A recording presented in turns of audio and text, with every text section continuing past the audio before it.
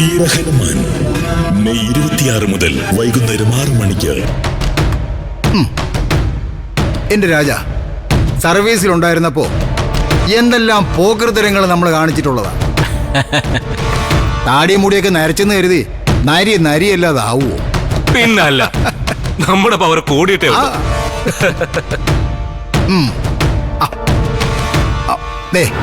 ചന്ദ്രമോളുടെ കല്യാണം കൂടെ കഴിഞ്ഞാല് നടേശൻ സാറ് ഈ സിറ്റിയിൽ അങ്ങ് ഉറയ്ക്കും. നാട്ടിലെ വീട് സ്ഥലവും പെങ്ങൾ നോക്കിക്കോളും. ആര്? ഇന്ദിരാണി ചേച്ചിയോ? ആ, അല്ലെങ്കിൽ വിൽക്കും. വെക്കുന്നതാണ് സാറേ നല്ലത്. ഇവിടെ സാറിന് താമസിക്കാൻ മരുമോന്റെ കൊട്ടാരം ഉണ്ടല്ലോ. നാളെ പട്ടാളം ചത്താല് കൊട്ടാരത്തിലെ ചക്രവർത്തി ആരാ? നടേശ സാറല്ലയോ?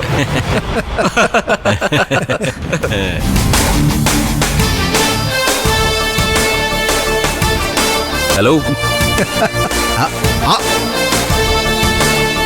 ആരിത്? മിസ്റ്റർ മരുമകനോ?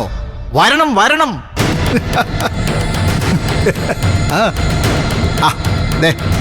ഒന്ന് വീശുന്നോ? ഞാനേ വീശാൻ വന്നതല്ല, ഒരു കാര്യം കണ്ണിൽ നോക്കി പറയാൻ വന്നതാ. പറയാനുള്ള കാര്യങ്ങള് കണ്ണി നോക്കി തന്നെ പറയണം മരുമോനെ. നടേശ സാർ അങ്ങനെയാ, പറഞ്ഞോ. നിരഞ്ജൻ സാറിന് എന്തിനാ വഴിയിൽ തടഞ്ഞു നിർത്തിയത്? അത് ചോദിക്കാൻ വന്നാണോ? ഒരു കാര്യം ചോദിക്കാൻ വണ്ടിക്ക് കൈ കാണിച്ചു, അത്രേ ഉള്ളൂ. എന്ത് കാര്യം? മോനെന്താ ഒന്നും അറിയാത്ത പോലെ?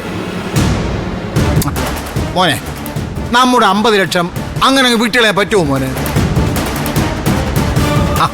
മോൻ പറയും മോനെ. നടേശൻ സാറേ, നമ്മുടെ 50 ലക്ഷം അല്ലല്ലോ സാറേ, എന്റെ 50 ലക്ഷം അല്ലേ സാറേ? അത് ചോദിക്കാൻ സാർ ആരാ സാറേ? ഒരു കാര്യം ഞാൻ വ്യക്തമായിട്ട് പറഞ്ഞേക്കാം, നിങ്ങൾ എന്റെ വ്യക്തിപരമായ കാര്യങ്ങളിൽ ഇടപെടരുത്. ഫാദർ ഇൻ ലോയോട് ഇങ്ങനെയാണോ സംസാരിക്കുന്നത്? None of your business. വക്കീൽ മോനെ, ഈ ബോർഡ് കണ്ടോ? ജീവിതത്തെ പോലെ 2 നിറങ്ങളുള്ള കളങ്ങൾ. നോക്കിക്കേ, രാജകുമാരന്റെ തേരിനെ ആനയും കുതിരയും കാലാളും ചേർന്ന് വളഞ്ഞു വച്ചിരിക്കുക. എന്ത് ചെയ്യാം? പത്മവ്യൂഹമാ.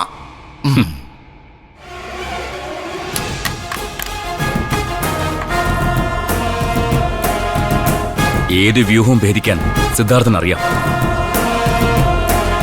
ഇനി നമ്മൾക്കിടയിൽ ഒരു സംസാരം ഉണ്ടാവാതിരിക്കട്ടെ.